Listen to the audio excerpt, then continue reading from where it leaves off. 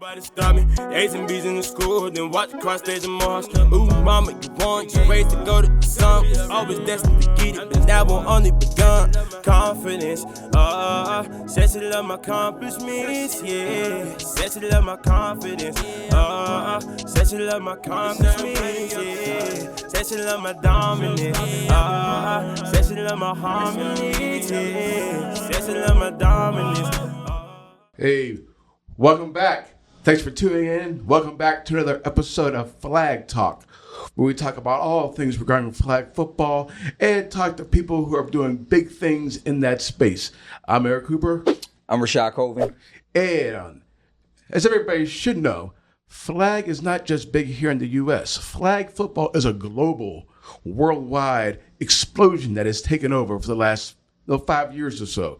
And this year, and our guest today is one of those big movers and shakers I'm talking about up there in Canada. We'll let you introduce himself, and we'll go on from there. Hey guys, thanks so much for having me on, Coop, Rashad. It's Mike Thomas here with the Regina Flag Football League in Regina, Saskatchewan, Canada.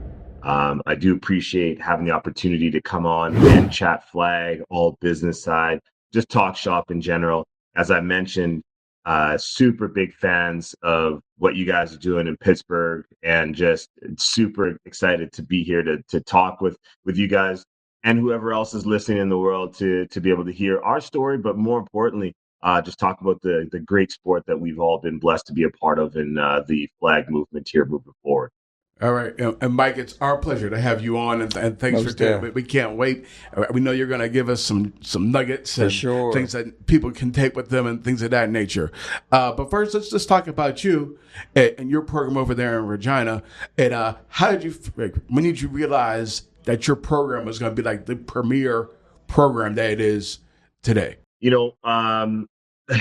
It's actually interesting, Coop, for real. When we first started, and I'm going to be honest with everybody out there, when we first started in 2007, it was my boss who actually said to us, because the way that this program was working before is NFL Canada and Football Canada were working together, as well as with the CFL. They're working together to kind of get flags started.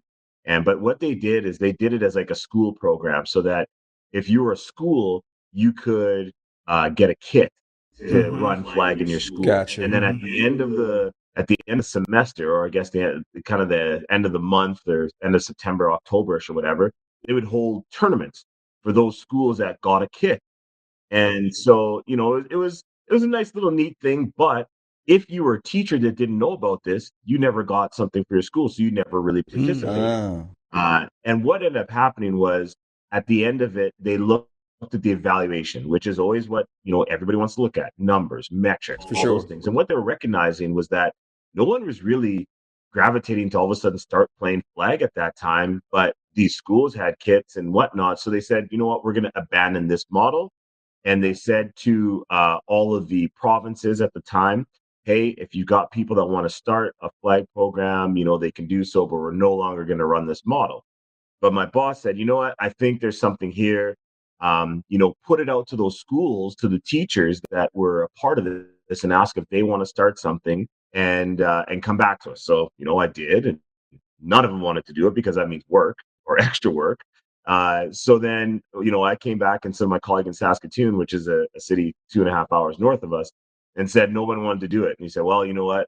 I want you guys to do it, but I don't want you to do it out of our office, like in terms of our association running it. We want you guys to do it independently. So I said, okay, no problem, and so I'm being honest. This is truth, no doubt, right now. I didn't want to do it. Because I was young. I'd only been in the organization for 2 years, and I'm like, man, you know what? My boss is telling me to do this. Okay, I'll do it, whatever. And so, the first year I did it, I kind of had a couple buddies be a part of it with me and whatnot. And so we did it old school, you guys, like down up here in Canada, hockey is king. For sure.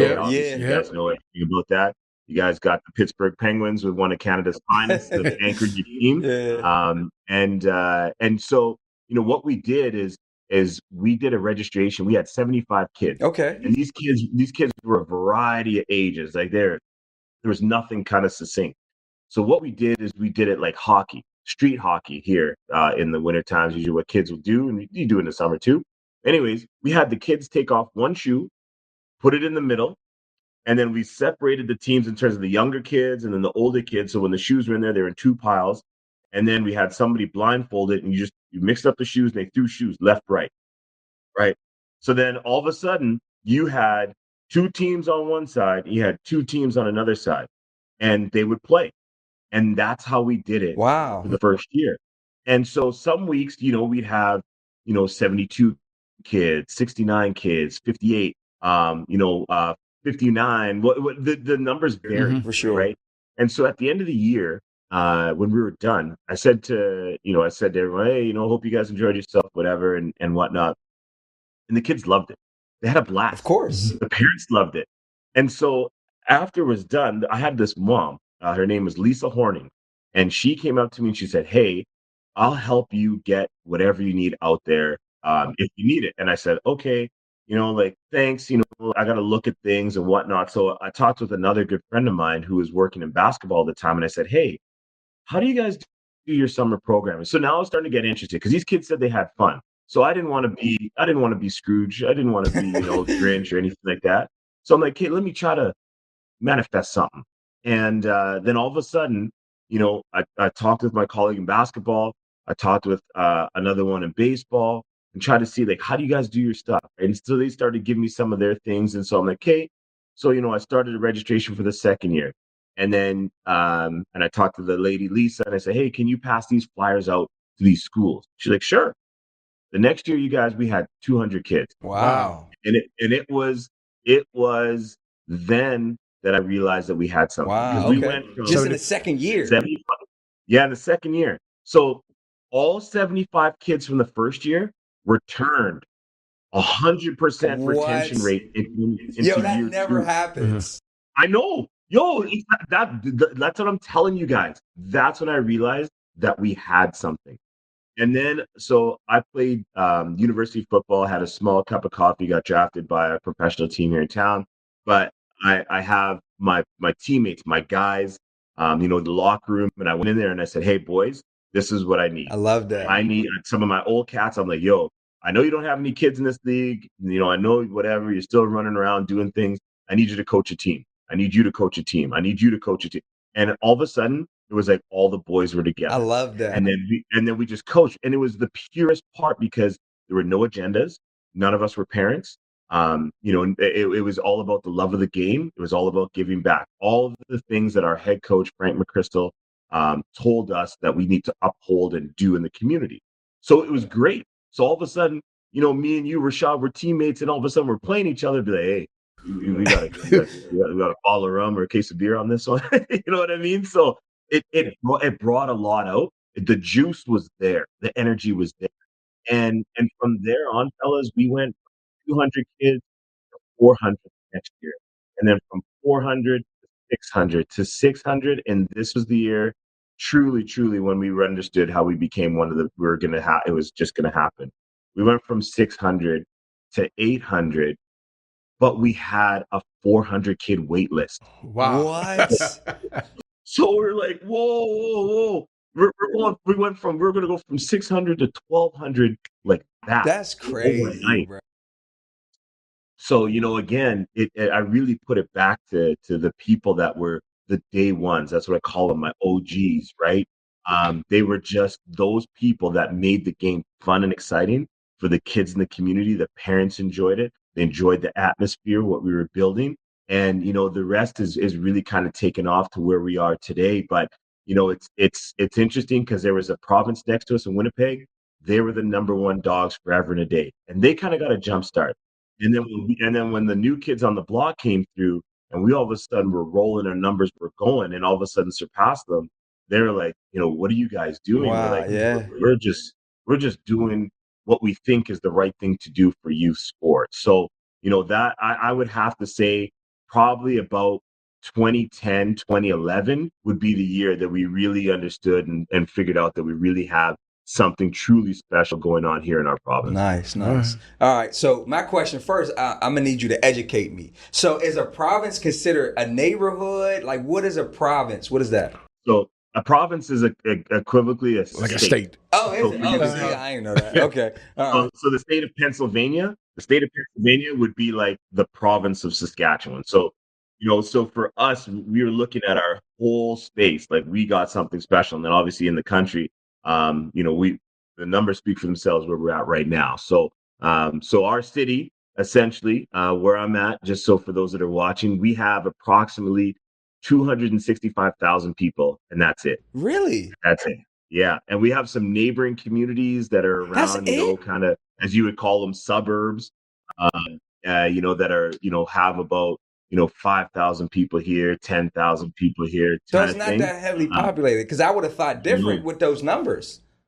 no, Wow. and that is why when we speak and we talk about things that it is astonishing considering that when we have our kids playing at our peak in our spring season, this past season, we have 3,500 kids playing in the league this season.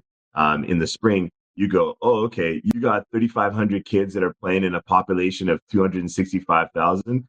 That means that you have over 1% of the city's population Yep. right there in That's your location right. participating, That is freaking Wow. right? awesome. So you go and you're like, oh, okay, that's something, That's right? Because huge. that's huge. So that is for us. We've got a lot of people that are part of it, not just from the community, but the community members that are part of it are big individuals within our city. The mayor, city councilors, professional, players whose Really? kids are here that are Okay. playing, Dropping nuggets. former professional Okay. players. So, Okay. like again, it would be like, Ben Roethlisberger all of a sudden being a part of your league and having his kids and James Harrison and those guys being a part, because they believe in you, they believe in what you're doing, and it's great because we don't ask anything extra of For them. sure. We For just sure. ask for them to be there, be they who they are, and to make sure that they can give back just as much as they gave to the sport when they were playing themselves. That is awesome. Yeah. All right. So my other question is because I actually got a chance to watch you guys at Canton. I actually watched you. I don't remember which team you guys played, but I think it was the second game that you guys played on the first day. So tell everybody about that U16 team that you took to Canton. Give us a little bit of background, and tell us about your experience at Canton, and maybe tell us the differences of like the international play versus like what it's like to be here in the United States and playing in Canton. Yeah, so going to Canton was great. Simply because we've had two different opportunities actually come into NFL Flag Championship. So we played on the international side and we played on the American side. So when we were there this past 2 weeks ago, or not even 2 weeks ago, whatever the time frame might be, it's a lot different in terms of the gameplay from the Europeans. They really try to look at trying to run the ball heavily in certain aspects. And it's like, whereas in Canada, it is air it out, like, Really? very few run plays. You are dialing it up and you've got concepts coming left, right, and center. The run game is very, I don't want to say it's lacking, but you just recognize that kids are so good at doing, pulling flags and are so good in tight spaces that sometimes getting a run may not really work very well from a higher Really? level Oh, yes, that perspective. makes Okay. completely sense. Okay. Yeah, Yep. yeah. From a younger perspective, obviously you're going to see a lot more of that. But from the older perspective, you don't see it as much. So you'll see the Canadians dial it up as you would have saw Rashad with us.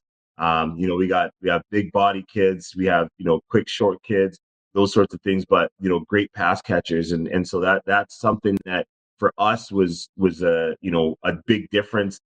So, our defenders had to kind of be in a new mind frame in that sense, playing in the European game. And when you look at it and compare it to, playing or seeing the American style, it's great because we've had opportunities throughout the years to be at various tournaments and such, which has exposed us to be able to see that style of play. So it's more so, you almost got to be like a chameleon. You got to be able to No adapt doubt. to the space and to the area quickly, right? Chameleon's brown, it goes into a yellow space. You see its colors convert. So it takes a little bit of time, but then it happens. And that's really what, I try to equivocate that with our kids is like, hey, we got to understand like what we're going to see in this, we're going to be like a boxing match. We got to test it out. see what we're seeing, and then change and adapt quickly. So that's the thing, is that our guys they have good and high football IQs, which allow them to be able to process information quickly, adapt, change, and then be able to go out and play. Awesome. Awesome. Now, as one league organizer, to another, you mentioned it already. Your numbers of 3,500 this past spring, crazy, and I think it's like 5,000 if you combine both the spring and your fall season and things like that. Yeah. So what do you contribute? What are like the biggest keys you think are that from like that handful of kids you had in the beginning to now, like I said, 5,000? What do you think that contributes to that? I will be very clear with this, and I've said this to other people within our sport group that are in my city that talk about things, that the number one reason why we've been able to be, I would say, where we've been, have been, one, the people that we have had that understand why and what we're trying to do, and that it's not about us, it's not about me as the person. It's about those kids as individuals and going and loving the game. The second thing for us has been understanding and ensuring that there is a consistency for parents to know and understand that my son or my daughter is going to play on this day every week at these specific times for these amount of weeks. So that they can then plan their lives accordingly, as now in life, no doubt, things are a lot easier. Man, this, I'm, I don't want to give up my age, but I was born with a 7 and a 0 in it. In that era. So parents back then, lackadaisical, whatever, depending upon the household you came from. I was a Caribbean household, so it was very strict and all those things. But you weren't booking things out a month in advance, right? You were doing things like week to week, day to day kind of thing, sort of thing. Now, people's schedules, planners and whatnot, you got to go well in advance to make sure that things are ready. And if you can ensure that you have something in place that is organized and structured appropriately for the parent, they're going to love and appreciate that. You know what I mean? So then again, as the coach, you try to express and stress the same thing from them. Please ensure that your practices are held on the same days at the same time. Understand weather can come into play. Unfortunately, where we are right now, we've had a lot of forest fires around us. We've had a lot of smoke issues. We've had to have a lot of cancellations. Yeah, we've seen that. But you definitely ensure you give parents enough of a warning. Let them know. So now parents go, oh, okay, I can have my kid in this sport, and I know it's on this day, and I know it's at this time, and it's at the same location. I'm not driving all over the city. I'm not going to North Pittsburgh, West Pittsburgh. I'm not going to, I don't know all the towns around here, but you can see where I'm going. So, they're going to the same spot week in, week out. They know whether, maybe grandpa, grandma's got to come step in to help out, or auntie or uncle, and they got to drop. At least they know where they're going. It's not like, oh, you got to find that park that's around the corner behind the CVS. And no. It's there and here. You know what I mean? So that, I would say, are my 3 keys that have really been extremely helpful to ensure where we are. Now, again, at the end of it all, you can have those things. But what it comes down to is you two sitting in the chair right there, and myself, I'm speaking just because it's here. I'm talking like us, but other people are listening, is that you need to be able to be personable. You need to be able to be the face, as y'all are the faces. And you're gonna take the doo-doo. Oh yeah, right? You're gonna take the doo-doo. You know what I mean? Right? People upset, mad, all the time, man. You're gonna wear it, and you're gonna own it. No doubt. But on the other end, right, you're also gonna be there to accept the accolades and whatnot, but then not accept it personally, but pass it off to others. Because it's again, what did I say? It's not about me. It's about the kids and everybody else that's out there. So that has been my biggest part with all of this, is while I might be the person here standing here or sitting here talking to you guys, I'm talking with the army of coaches that were behind me, that were coming and giving back to be able to speak loud and clear and boisterous about what we've been able to do here up in Regina. No doubt, no doubt. right. All right, great answer. Yes. Great answer. So going back to Canton, and I see in your background, I see you guys have already won a national championship. So talk to us about maybe how good the competition was this time around, maybe versus maybe another time, because I know we had like a small conversation talking about how China, and we see like from America, we see how China is like really pouring into flag football the same way Mexico is. So we see like a lot of these international teams, like they're taking it serious. So explain to like us and a lot of the viewers about the competition that was at Cannes this past 2 weeks ago or whatever. Yeah. So, with the countries that were there, so for those at home that don't know, so it was Canada, Mexico, Great Britain, Australia, China, Puerto Rico, Brazil. I don't think I missed anybody Germany in there. So there were 8 countries that were present. And so, the thing about it is that the countries that are really on the come up, and I'm going to put the plug out there for them right now. The 2 countries that I would say, actually, I'm going to say this. This is the country that was the biggest improvement and the biggest surprise and the best showing, Australia. Really? Okay. On 100%. Okay. And I'm telling you this from the fact that we played Australia back in 2023. Okay. Skunked them. Okay. Quick 28-0 for half.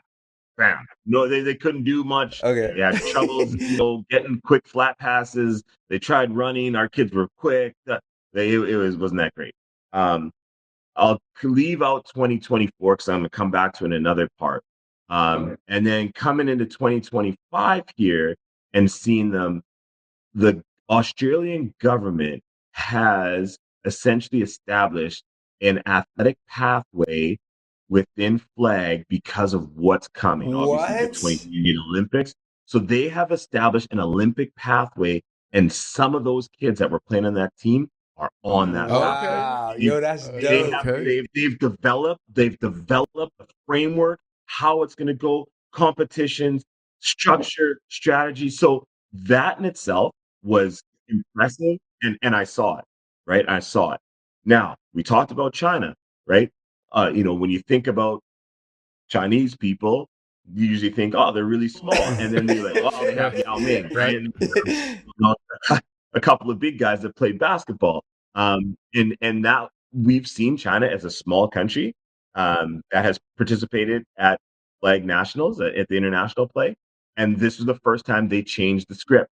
They went a big team, right? Now, again, the thing is that they're coming along and they are taking the steps and they are becoming really good. The other country that's very good at flag from that Asian market is actually Japan. Japan is amazing. Really? And so, I was a little surprised to not see them here this year. There's a couple guys, Kato, that I know that I've met throughout this space that I thought they would have been there, but I think they went to the Junior International Oh, gotcha. on USA flag not that long before NFL flag championship. So I think they just couldn't do both. So whereas in Australia, they did both. Really? Right. So again, you're seeing they're taking up the level of comp all the way through. So, and of course the Mexicans, you already know the story on them. They ain't nothing different. They're like us. They really have exploded. Their women's team has done really well, just like our national women's team did well down in LA. They went 3-1. Their one loss was to the Americans, and it was in a close game. And like the guys play, our men's team went 4-0, beating the Americans. Yeah, I know. Seen that. There was a lot of controversy behind that. So sorry to say that to some of the viewers. Y'all might not be happy, but it is what it is. So, but that's where we talk about the game is growing. You know what I mean? So that's the competition. Great Britain is a little bit behind. It's because, of course, for some of those European countries that, where soccer is dominant, it's tough because the soccer draws some of their best athletes into that sport young, and then it's tough for the other sports to be able to get in. So they're coming along. Germany is figuring things out little by little. Brazil, they're a new, Central American country that's coming up. That's going to be they're going to be a problem. They're not a problem yet, but they will be. They face some of the same issues that the Brits face. Puerto Rico, sorry, that was one other country I missed. Puerto Rico. So they're new to the space. However, the person who helped start Puerto Rico flag was Hector. Yeah, from neighborhood sports. Yeah, From neighborhood sports. Nectar Hernandez from neighborhood sports. He went down and got things going. So if Hector's down there, you know what's coming. No doubt. And No doubt. So we caught him. We caught him now. Where they may not be at the top, but they're definitely going to be in the mix in a few years. So when you look at all those countries that I spoke about, all different styles, all different types of play, but at the end of it all, you can tell that they're coming, and that for the countries that are near the top, you got to keep the iron sharp. But as they say, iron sharpens iron. So, you want those new countries to come up and play the top dogs. So you want them to take stuff back. And that's what we did. We actually, my offensive coordinator gave his playbook to the Britain team. Wow. Wow. Here you go. That is phenomenal. Okay. Be able to utilize it. I'll talk concepts with you. Here's my number. At least this is something that gets you going. Love that. So I know that is something you do not see many. Yeah, no, I'm not doing that. Yeah. Not doing, I know. Yeah. I know exactly. People are like, no, man, I'm never going to do it. And it's like, well, you know what? We may never face them. If we do, so what? Like, we've got different places. No doubt. But at least when we talk about like what you guys are doing right now, doing this podcast, I'm talking to y'all and to the people that are listening. For sure. And I'm providing information to everybody as much as possible that are listening or whatever. It's the same thing that we're trying to do, in other aspects, from a coaching aspect, you know what I mean? Player development aspect, globally, internationally, all that thing. So, it'll be interesting to see if he utilizes it, but at least he can see something else other than what he knows in order to be able to move forward. And the stuff that you have was successful. Yeah. So yeah, indeed. Now, speaking of these competitions, you were at the Pro Bowl games and your other international competitions. How do you get your players prepared to be at those big stages? Yeah, so that's kind of, I appreciate the question, Coop, because that's why I left out 2024. Because in 2024, we were the Canadian representative that was supposed to be in the international area. However, they moved us into the American competition. Really? Oh. So yes. So when JTF won in 2024, when it was down in Pro Bowl, we were okay. That's the reason why I know JTFs, because we had to play them in the quarterfinals. But we were on the American side. So this is where you start talking about international play versus playing some of those American teams. So, our first game we played in 2024 was against the Texans winner, which was Red Zone. Okay. So we played Red Zone game 1. And I was like, oh, man, I called Matt Reimel. I'm like, hey, like, are they good? He's like, yeah. Oh, for sure. Oh, that Madden team? Oh, yeah. I'm like, hey, this is your welcome to the Americas rookie type of moment. You know what I mean? Yeah. So we played Red Zone, and you know what? It was a good game. It was actually really good. It was back and forth. They go up, we tie. We go up, they tie. Going to half. And then second half, kind of going back and forth. They score. We come down. We miss our opportunity to score, third down from the 5, basically under a minute left. They come down. They score at the end. They win by 2 scores, but essentially, we look at that and go like, these are one of the top teams out there. We just went toe-to-toe with them at 9 a.m., which at that time was 7 a.m. our time, which, so again, we were trying to get through some things, but it was great. Next game we played, and again, that was a tough one, and we played immediately right after against the Cardinals winner, who was a team from Hawaii. Really? So, yeah, they had flown over on the main island here, obviously onto the U.S. soil, and won the Arizona Regional, and we played them. And I said to our kids, I said, listen, this is not Canada, boys.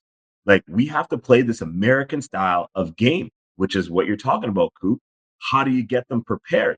So when we're in practice and we're talking about, hey, like, they are going to be in your face, they're going to be physical, bigger. So you're going to get routed in some aspects. The spacing is going to be smaller. So what we did is we actually made our field smaller.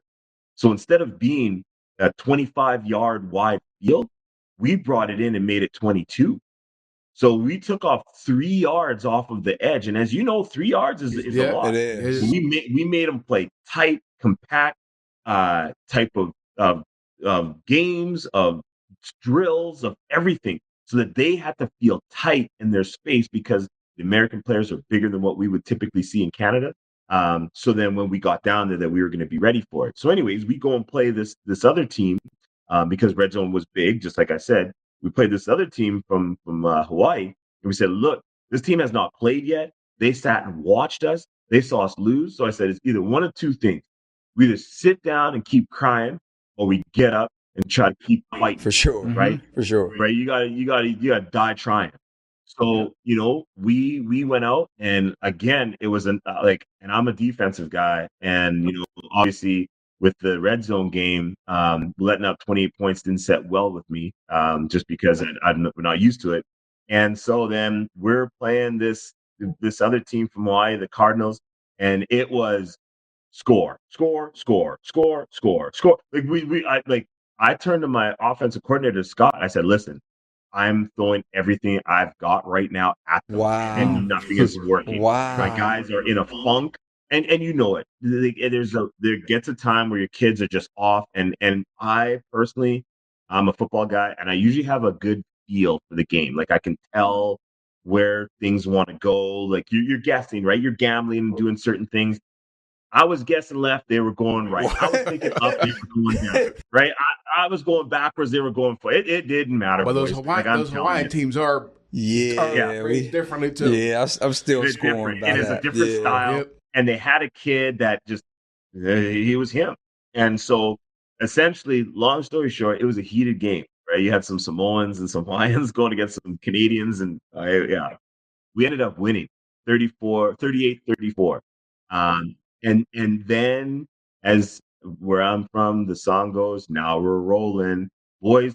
Then we're on our way. We went and played Seattle next, skunked them 28-0. Mercy, done. Played Denver, skunked them 33-0. Ah. All Okay. of a sudden we end day one, we're 3-1. Now we were the number 3 seed overall. So all of a sudden, everybody from RCX, they saw us walking off the field, and they're like, "Hey, like, how'd it go?" And we're like, "Oh, not bad." They're like, "Oh, okay, so like, you guys still need that 8 o'clock bus tomorrow?" I'm like, "You might want to check your schedule." So I start walking people, Humble brag. and then all of a sudden they yell back like, "Whoa, you guys like the number 3 seed after day one?" I'm like, "We'll see you tomorrow at 10 o'clock." Yeah. Dope. So, like that experience was great. But again, what we did to prepare ourselves for that coup, coming back on your question, was that we adjusted things. We made things a little bit smaller. We made sure we practiced against older teams that were bigger That's than us huge. at that time, to try to simulate what it was going to be like. And so we went with, obviously, in our game in Canada, it's 2 20-minute halves. But in our league play, like we give a little bit more time so people get more gameplay in. So 2 25 minutes. So we're used to long Right. games. Oh, wow. We're endurance built, right? So these tournaments that have 6 games in a day, we're cool. That's no Nice. problem. We Okay. got no problem with that. We're ice. You know what I mean? So but playing 24-minute game where it's like, man, we don't have time to get the engine rolling to get going in the second half. So we got to play high octane. So what we did was we did a lot of in practice, we did a lot of things that were like 2-minute drill. So hey, we got 2 minutes, the clock starts now. And all of a sudden, like nothing stops, like ball goes out of bounds, the clock is still running. So we had kids sprinting to the ball, running, putting it down, audibles being yelled as they're coming to the line, get down, set. So then we said, like, hey, we got to get plays off, on, off. Like we were very analytical based. Okay. So that we knew how much time we had to get plays off, how many plays you needed to get or you could milk within a series of time. And if you're up, how long things can go. And if you're down, how much people can do. So, you start looking at things from a higher level to understand how you can win at this game. That's next level. That's awesome. Yeah, that's next That's level right great. there. When you're looking at analytics and numbers and time and all that, that's shout out to you for that. So speaking of like some of these teams that you've taken to these tournaments, what are some of the like the habits and the characteristics and the qualities that these players typically have versus like maybe some other players, because you've been doing this for a long time, so you've seen thousands upon thousands of players. So just if you could just kind of explain like maybe some of the differences between those players that you take to those tournaments versus just like a regular player. Yeah. So, the great thing on that, Rashad, is the fact that I've done this both from the male and the female side. So, it's actually great. I've got two really good flag football players in my household. Your kid. Yeah. So my son, he's been on the national team that's gone. Nice. Obviously the NFL flag championships here, but my daughter has done it as well. Awesome. She's been on the national team, has gone down to play junior national cup. She's went down to the nationals. They've won. They've finished second. So it's great that I've got a really good sense from both sides how to kind of be able to look at this question, because from the guys' perspective, the players that we've had, they're actually like a good core of them are football guys, like they're tackle football guys, right? So, like our quarterback, two of them, both of them, they're both really good football quarterbacks. One is the best in our province, so like your state, and the other one, our second one, he's probably just as good as the first one. So we got two really good cues, nice, which allow us to do a lot of great things. Dynamic players. So the thing that they are multi-talented, multiverse is I don't want just a one-trick pony. So these kids, while the four of them play football, they all play basketball.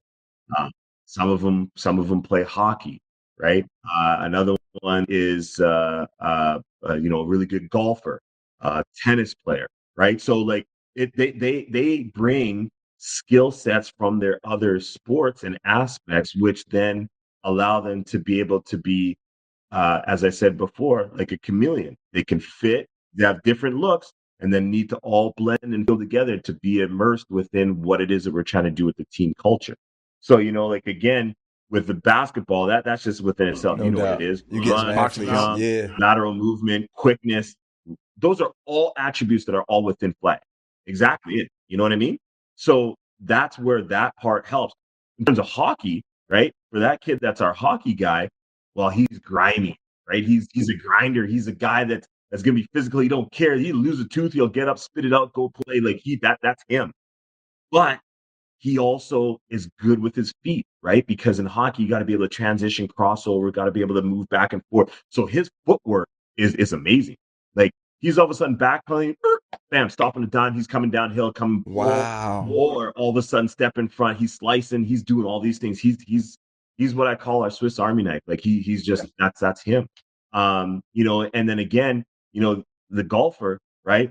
Be able to move, have good movement, good hips, right? Because in golf, you got to be able to swing through, have good hip movement. All of a sudden, you go and pull a flag, and it's like, whoop, and it's like, holy smoke!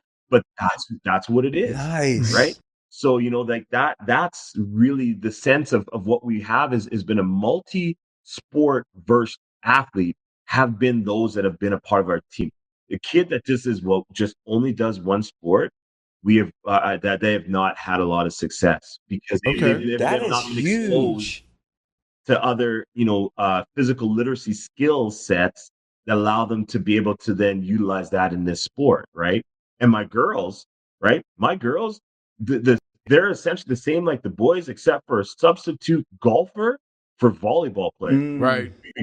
We got basketball, we got hockey, my daughter's track, and volleyball. Those are the four other sports that those girls are doing, and then come together and play flag. And if they could, they'd do flag as more, because some of them have confessed to us, I like flag better than I like my other sport, or I'll miss a mandatory session to do this because a coach, he'll be okay, but I just want to be here because they love the environment, they love the camaraderie, they love the team. So I think that's part of it as well, is not just some of the physical attributes, but it's the individual attributes as well that you want to have that build that team. Because if you have a person that is super uber talented, but they are a SHI, you know what I Right, right, mean, right, right. Yep. server, For sure. then it's a problem. It throws off the team dynamic. So that's another thing that we look at that has made us be successful is sometimes, we may not have been the biggest, may not have been the strongest or the fastest, but we've got kids that listen, that will be out there, that'll selfless, and that understand that it's we before me. No doubt. No doubt. That's great. Now, Mike, let's move ahead towards the future a little bit. And where do you see your league? Is already big now, but do you have like a 3 to 5 year like vision plan, or what do you think? What do you want to take the league? New divisions, locations. What's on your on your mind? I wish, and if I could make it in a perfect world, I wish that where we are, we'd have the same opportunities similar to where you guys are, right? The problem that we have is that Canada is so big, right? We are, if I'm not mistaken, I'm pretty good at geography. Canada is the biggest country in the world landmass wise. Really? So yes. So I know you look at it on a map, you're like, what are you talking about? Like it's like we're almost border to border, east to west, the same like the US. It's like, no. When you look on the map, it may look like that to make it look all even. But when you look at actual landmass and geography and all that other stuff, we actually have a lot of space. Wow. A lot. Okay. So that becomes problematic because How so? I thought that'd be an advantage. I know. and this is where I'm getting at, where it's problematic because where you are, you can go from Pittsburgh to Philly to Cleveland to Cincy to New York to like quick, right? Like you to get there, to drive, I would take very long in certain aspects, to fly even quicker. And because you have so much, you have so many companies to be able to do certain things with in terms of like airlines, you can fly for nothing. Well, I'm not saying nothing. You can somewhere $50. I know for Sprint, like you got to basically bring your own seatbelt and that. But still, you got those companies where you can fly where places for cheap. For us, it's not like the next biggest city, like say for the next state over for you guys to drive is probably like what, 3 hours, maybe two, if that. For me, 6, Really? Wow. 6.5, 7, 8, and that's to be able to get there by car. Now, if I fly, that's a $500 trip, maybe $400 after taxes. So it's not cheap. So then again, to get the competition is tough. So you got to build it, or you got to kind of have it, or like all of a sudden you got to try to prepare yourself as best as possible. So when you go to nationals, that if you win, it's a bigger deal. So where I'm talking about Kupias, where am I going to be in 3 to 5? For us, it's going to be building and growing. It's going to be giving more opportunity to travel, to do more things, right? Now, of course, the traveling part is expensive because where we live it's a small city. I just told you, right? 265,000 people. Getting in and out of our airport is not easy because there's probably like what, if I can count 20 flights daily out of here that is going everywhere. So again, to get somewhere, you got to get on that one specific flight at that one specific time to do stuff. No But doubt. what we're going to be doing, and I'll follow it up with a piece after, is one, we're starting a girls elite program. Nice. And it's starting this fall. And when I say elite, like, and people say, oh, elite, can be thrown out. It's like, no, we had 120 girls try out. What? for 48 spots. And that's just in our city. Wow. 120 girls come out, and we did it and it was very well ran. We did over 3 nights, a tryout process and whatnot. Right. So that's telling you right there that there were 72 girls that did not make it. That's crazy. Right. So it's like, hey, that is where we're going to be going in that neck. And this is, you're talking 3 to 5 years. This is on that plan. Right. Part of the plan is to try to build out and to increase a new program that we started last year in collaboration with another business in speech and language builders. is a program they call Social Connections. So it's almost like the Unified Flag program, essentially, in the U.S. Mm-hmm. So they build that to help kids who are neurodivergent, and getting them being assimilated within sport and using flag football within that capacity to build up their social That cues is and awesome. abilities and their opportunities to grow outside of just being in a classroom or within a clinic setting, but within sport, being immersed amongst other folks, seeing other things. So that's something I really want to try to build on to grow, to then have that have its own division or its own little league, where I think that that is going to help many more boys and girls that don't necessarily sometimes get all of the same opportunities because of some of their own differences, that don't allow them to be able to participate. So, looking at that, that's where I see ourselves moving. And then obviously, when we look at expansion, there's already been expansion components that we've done. We've worked with, we've expanded the groups in a town called Moose Jaw, which is 45 minutes away from us.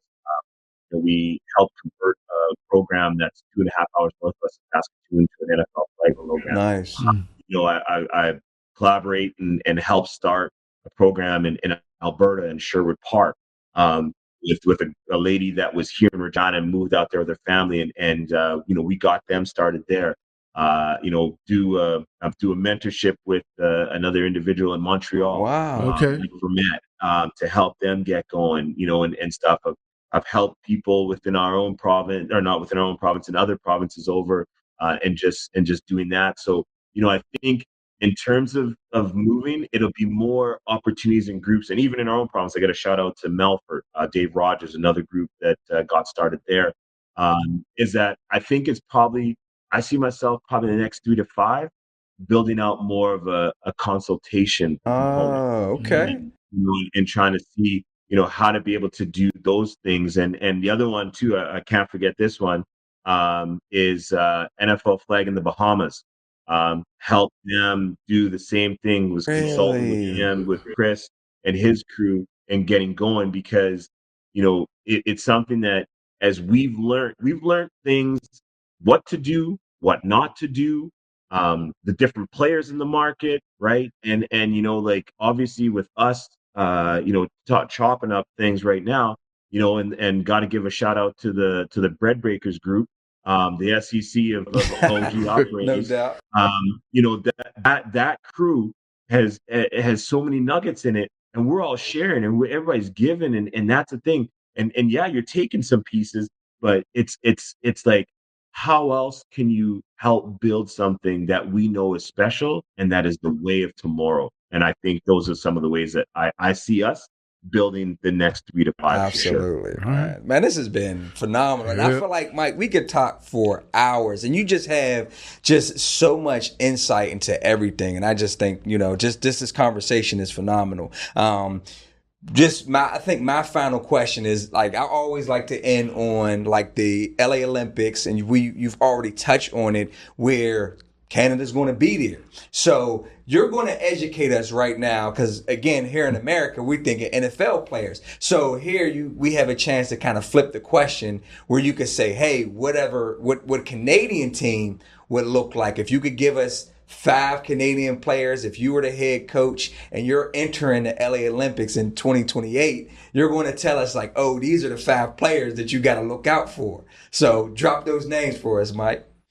Oh man, that is playing with some fire I'm with me, saying, man. hey, Like, that's what we do. like people are listening nowadays, right? Like, and you don't want to call them out, and all of a sudden you don't call out somebody Listen, we in the street, understand. We understand. because the streets be watching. That's what we do, though, man.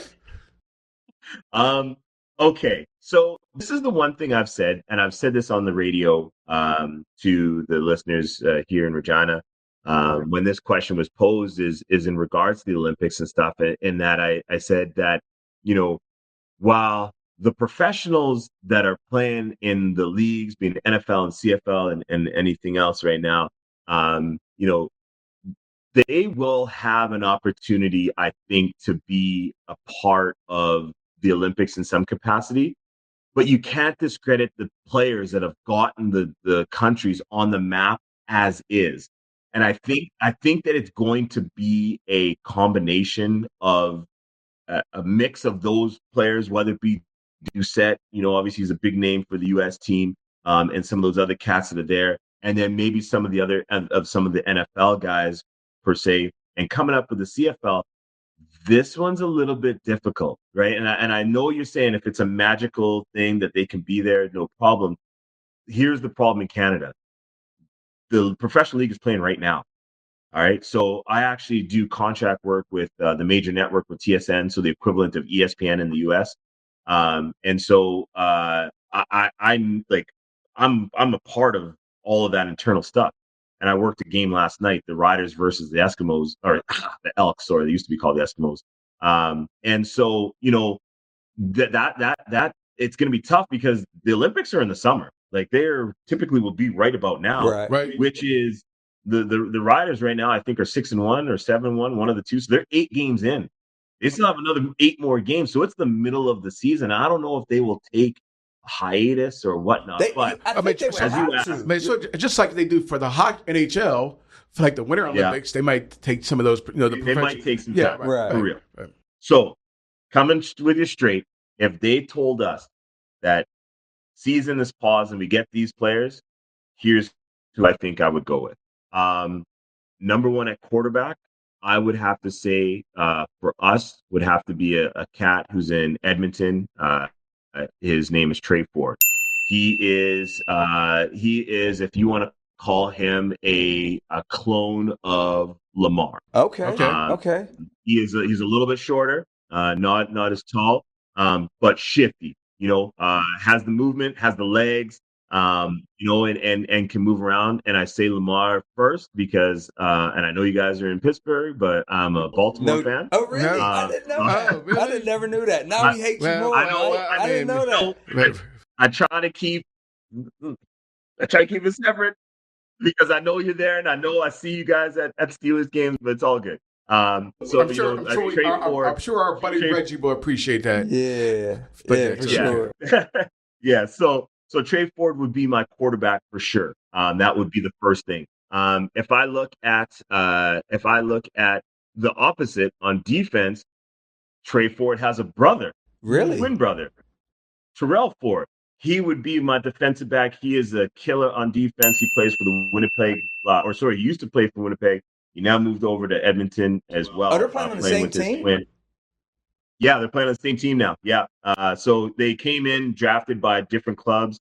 Terrell was on Winnipeg, and then he became a free agent this past offseason and went to Edmonton with his brother. So they're up there. So I would put both of them on the team for sure. One on O, one on D. For receivers, I would have to look at, a couple of cats out there right now. One of them is probably going to be the rookie of the league, rookie of the year this year in the CFL. He's just taking things by storm, and Damian Alford. And so he's in Calgary. He played at Syracuse. So that's a great thing is a lot of these guys that are Canadians that are in the league, they played down in the US and then obviously came up and are now playing on Canadian teams. The Ford brothers played at Waterloo, which is here in Canada, obviously. And then Alford played in Syracuse. Now, next one I'd have to look at would have to be off of my own hometown team here as well. And this one is definitely a tough one because we got two cats for sure that I know would do super well with this team in either Kean Schaefer Baker or with Samuel Emlis. One of those two have to be on the team. I might put them on I can't say for sure. One might be reserve, start, or whatever, but one of them has got to be on the squad. Next one I got to come up there with is I got to come up with another cat, Justin McGinnis. He's with the BC Lions. And so he's a tall cat, kind of like Drake London, right? That kind of look, that kind of player. If I can give someone to compare him against. And while being with the BC Lions, I would be remiss if I did not include Nathan Rourke at quarterback. So Rourke was actually down at Ohio, the University of Ohio, not Ohio State. Okay, I was there. I went to Ohio. And actually, you guys would know a little bit more about him. His brother, Curtis Rourke, played for Indiana this past year, and was in the Heisman race Oh, discussion yeah, he sure was. Okay, I know. yeah. Okay. So yeah, so his older brother Nathan, he's done some things, and he was up here, went down to the NFL, had a little cup of tea, and then came back last year, and has obviously signed a pretty lucrative contract to stay. So it would be Trey Ford and Rourke at quarterback. At receiver, I'd have McGinnis, Alford, either Kean Schaefer Baker or Emilus there as well. Then also got to keep looking down the pathways heading down east, in down in Hamilton, and either in Toronto. They have some cats out there that all of a sudden would take some things with Tyson Philpott Okay. from the Montreal Alouettes. He would have to be on the team as well. That just puts a really diverse group in there. I'd probably have to put one of those tall guys in at center, create some Yes, matchups I there. agree. Alford might be Yes. that guy. I think Alford might be that guy because I think he's the tallest of the crew. But Tyson Philpott, he's dynamic. He is one of those guys that is grimy, gets in and out of space, and just does some really good things. When we get on the other side of the ball now in defense, Tavon Campbell here played for my alma mater, University of Regina Rams, and he got drafted in the CFL. Went and played down the NFL. He was with Jacksonville for a while. He was with the Chargers for a minute, and then has now subsequently just returned back here to Saskatchewan this current season, current season. So Tavon Campbell will have to be another one. Looking out with some other guys that are out there, Marc-Andre Dubois from, I know I gave a little français for you guys. No, I think He's a DB. He's a tenacious guy. And again, it's tough because I'm giving guys, but I want to make sure I cover both sides. I can't. I got you. Yeah, that's your team. So I yeah, gotta no give doubt. I gotta give these cats, because I like to build up my team. I gotta have guys with speed. I gotta have guys with range. I gotta have guys with good IQ. So that is it. But like, man, I would have to it's tough, but we definitely those quarterbacks, as you know, that's the centerpiece for how you build your teams. For me on defense, speed kills. Because if you don't have speed, then you can't take anybody's best that they have with speed to then be comparable with them, right? Then you're dead in the water. So, I just have to make sure that. But at the end of the day, I am super excited, and I look forward to seeing who is going to represent what countries and what professionals will have the opportunity to be out there. Because while you got guys that are saying it, it's another thing, will you be it at that time? So talking with Troy Vincent from the NFL, I know that there's a lot of players that are interested and that are eager. And I just hope that if and when the time comes in 28, we can all be spectators to see the best of the best out there, regardless of any accolades, sporting components, or whatnot. For sure. To just give it, because this is a long time coming, and we're all part of the Amen. wave. Yes. That's riding Amen. right now. Amen. And we're all excited about that. So Yeah. Well, Mike, we're just, again, as you said in the beginning part of this little podcast, we're just honored to have you take some time and be with us and drop some nuggets, give everybody some knowledge on how your league grew from like the 75 players, whatever, to now the 5,000 it is, and that's being crazy. represented at the championships, and you being the forefront and the leader of all that stuff. So No doubt. we're just honored that you would even take the time to be with us For sure. today. So as we say to all of our guests, one, is there anything else that you want to tell us about your league that people should know? And two, where can people find you? Drop us your socials, things of that nature. Yeah, honestly, Coop, I do appreciate those words. Honestly, for me, I really have always stood in the background while everything is played out in front of me, in front of our league and whatnot. For the longest time, people didn't know who I was, which I really enjoyed. So for me, I thank you guys for having me on For sure. here. And I've realized over the years that it's best if I can be able to help show face in certain aspects to be able to help people to pass along our message. But thank you guys for thinking of me, and I do appreciate the time. And anytime you guys ask for anything, as you know, Yes. I'll drop No it. And doubt. that's No just doubt. me, Yeah. the way I We am, appreciate and that. I'll try to help those that help me. As I said, I've been a fan from afar, so you guys have taught me things that you guys probably don't even know. That's helped build what we're doing here and to where we are. So, for those that are watching, if you're looking to reach out to us, you can find us on socials. We're usually going to be under the RYFFL tag on Instagram, if I'm not mistaken, or you can look on Facebook. I know that's usually for the old folk. You can just look up Regina Youth Flag Football. And just in general, you can head to our website. It's got everything on there. You can see what we do and whatnot. Because at the end of it all, we're all about sharing knowledge. We're all about sharing the love. We're all about helping each other. And there's not one thing that any one of us have done that was the originator. We have all just done remixes. No doubt. And that's all we're about. Hey, You know what I amen to mean? that. So again, if there's anything that anybody needs, reach out. I'll be more than happy to connect. Do appreciate the time here, fellas. Much love and appreciation. All the best with Pittsburgh, with the Flag League this year, with everything moving forward. I look forward to seeing what you guys are doing now and in the next 3 to 5 as well. No doubt, man. All Yo, right. this was super dope, man. So, yeah. I'm sorry. No, go ahead. you're good. I'm just saying. Hey, but again, that's Mike Thomas from Canada, Regina, and check them out. And again, it's a pleasure having them on. Another We might dope have them on episode. in the future. Who knows? We definitely got to have you back, Gore. But hey, I gotta get in the studio. That's what I gotta do. I gotta get myself down there. I promise I'm gonna make it. I'm gonna come down and visit and see what you guys got, because I think that's part of it as well, is taking in the experience.